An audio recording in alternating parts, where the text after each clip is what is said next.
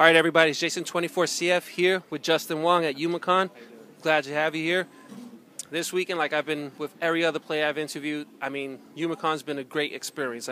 Can you relay some of your experiences and what are some of the highlights that you had with Youmacon so far? I think Youmacon's really amazing. At first, I didn't think it was going to be something just because it's like in the middle of Detroit. But they built something that like everyone loves, and like so many people are here and so many people love the same thing. Like I'm a really big anime fan myself, so I was pretty excited. I like going to anime conventions just because they have really cool things on sale, or just people to interact. If you're like, oh, did you see last week's episode of Naruto or Bleach? And other than that, like I just think Youmacon has built such a great reputation. I would come back next year because they treat me really well, and I want to show them support because, without them and without a lot of other people that run these type of events, we wouldn't have communities like this to interact with people and just enjoy ourselves. Yeah, exactly. And that's one of the things I noticed, too, because I've gone to a lot of majors myself and that you've been at. And this one's been so enjoyable because it's also a con. And it's like it's more taking place, and then there's been parties after. So, that's been a great experience. But now with the fighting side of it, you've been to almost around the entire globe this year, just with fighting games and stuff like that. One, are you burnt out? And two, have you met some of your expectations this year with some of your play? I can say I am burnt out, but the thing is, there's so many tournaments, and I really like to support the community. So if a lot of tournaments have like majors, and they want to be majors like Toronto or even the Midwest or like the Southern East Coast, and they want the top players to come and support their local community, because with the top players coming, it makes the local community stronger because they want to play the top players. They want to try to get on their level in the future.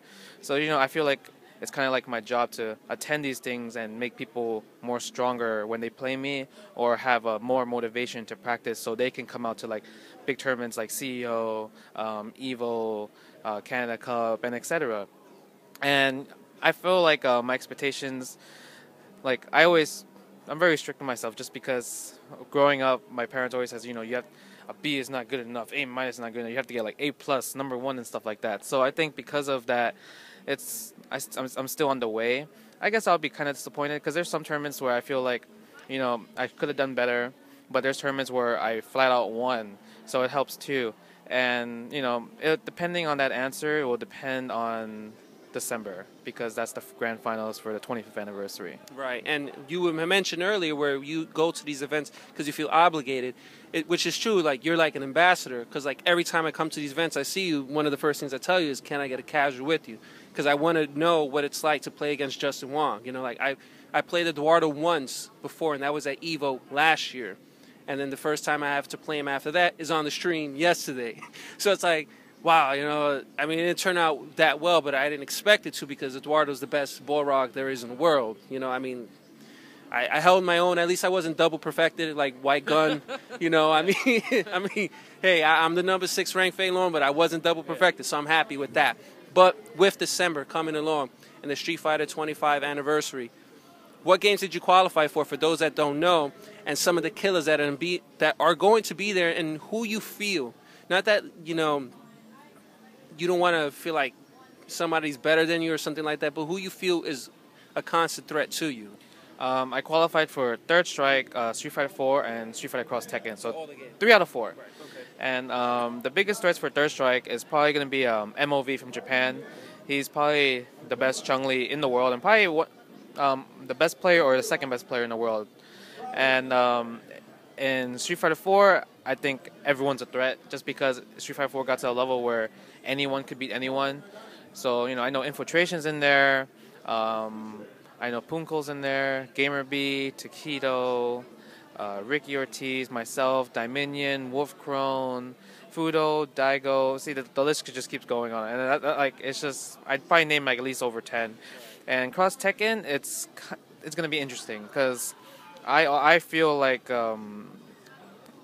me or Ricky have a really good chance of winning Street Fighter Cross Tekken, just because it's one of those games that's not taken seriously, but only the top players do.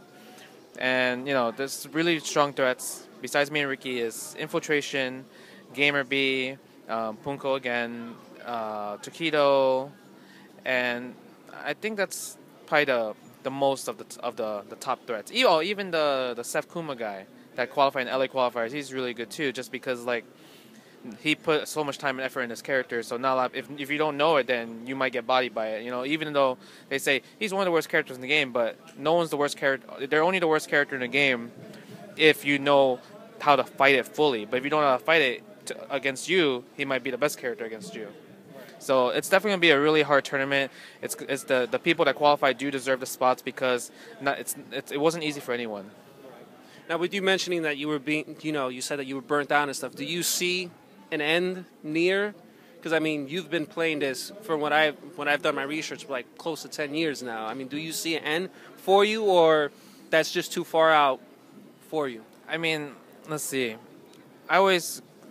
When people ask me this question, I always say, well, I'm 26, and I think Vi is like 50, and he's still playing and really good at it. So I think once he retires, that will be the age set on when you should retire. But even if I did retire, I would still be in the background helping the community grow as a whole, like how Alex Vi does for Level Up, and how Seth Killing did for the Capcom, and try to bring to the community.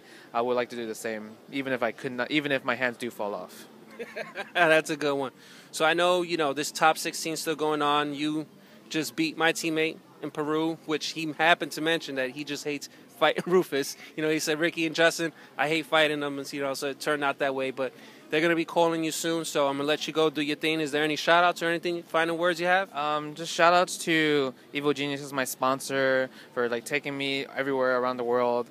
And just shout-outs to Youmacon for bringing me here, and obviously having this tournament, this amazing tournament. And, hopefully there's many more years for them to come. And shout-outs to everyone that just loves fighting games in general, just because without them, we wouldn't be anything. Appreciate it, Justin. Go ahead, do your thing, man. Thanks for your time.